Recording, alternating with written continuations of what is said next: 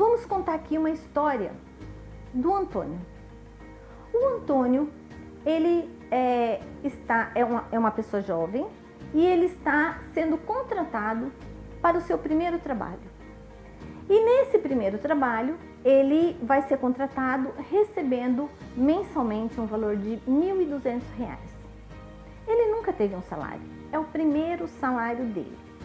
Então, ele é contratado e num período de prestação de serviço de 30 dias, ele vai receber o primeiro salário dele.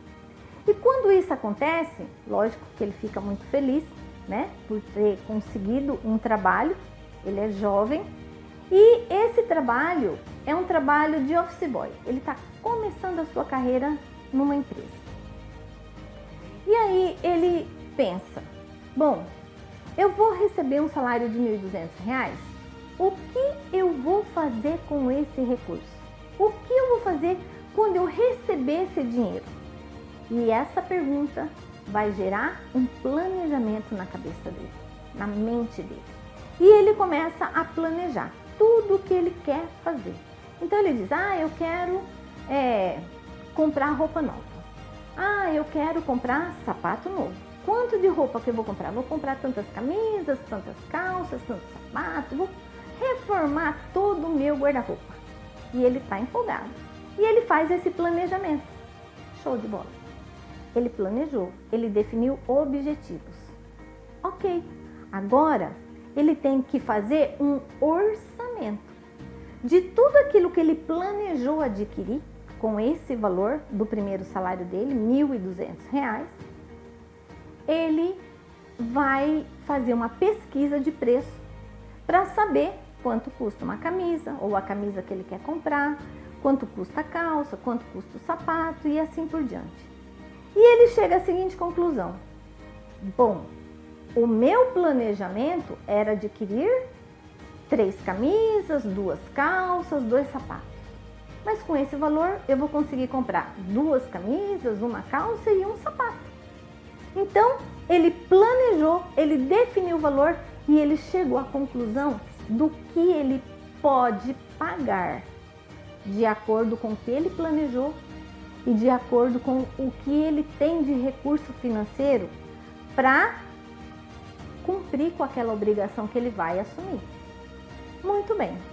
Então, ele já fez o planejamento, ele já definiu o orçamento e quando chega no mês seguinte, que ele recebe o primeiro salário, ele percebe, olhando o lerite dele e pegando o extrato bancário dele, porque ele teve que abrir uma conta na Caixa Econômica, qualquer outro banco, e ele percebe que ele não teve uma receita de R$ 1.200. Por quê? Porque não disseram para ele que desses R$ 1.200 seria efetivado desconto, né? Então tem desconto de INSS, tem desconto de vale transporte, então depende do que foi ali, esses tem que ter. E aí, se tem mais alguma coisa, alimentação, tal. Então, ele recebeu um valor menor. Ele recebeu R$ 1.100. Eu não sei, não fiz os cálculos, isso veio agora na mente. R$ 1.100. Aí, o que ele vai fazer? Bom, eu ainda não comprei as 2 camisas, eu ainda não comprei a calça e eu ainda não comprei o sapato. Com esses R$ 1.100 do que eu planejei e do que eu orcei, o valor não vai ser suficiente para eu comprar tudo que foi planejado de acordo com o orçamento que eu fiz, a não ser que eu conseguir um desconto no momento em que eu for comprar as camisas, a calça e o sapato. Muito bem, então o que o Antônio fez? Ele fez um planejamento, ele objetivou alguma coisa, ele fez um orçamento definindo quanto que ia custar para ele atingir aquele objetivo e no momento em que ele recebeu o recurso, ele percebeu que ele teria que mudar o orçamento dele para atingir o objetivo ou mudar inclusive o planejamento, né? Ou ele compra menos se ele não conseguir desconto, ou ele vai procurar um desconto para poder conseguir comprar o que ele planejou. Então, isso é muito claro, é muito objetivo, é muito legal você ter essa consciência porque não gera sofrimento. Você planeja, define o orçamento, recebe o financeiro, porque planejar e orçar é diferente de financeiro, e aí você compra e realiza o seu objetivo, que foi planejado. Com essa consciência, nós temos que levar isso para todas as esferas, pessoa física, pessoa jurídica e administração pública. Então, esse conhecimento empírico que o Antônio teve, porque ele não aprendeu com ninguém, ou se ele aprendeu não é empírico, ele aprendeu com alguém, né? Fez com que ele fizesse as coisas certas. Agora, veja bem, se por um acaso o Antônio não tivesse essa consciência que foi colocada aqui nessa história, se a consciência do Antônio fosse diferente, a consciência do Antônio fosse assim: bom, eu vou receber R$ 1.200, então eu vou na loja, eu vou comprar o que eu quero comprar e quando eu receber o dinheiro, eu vou lá e pago.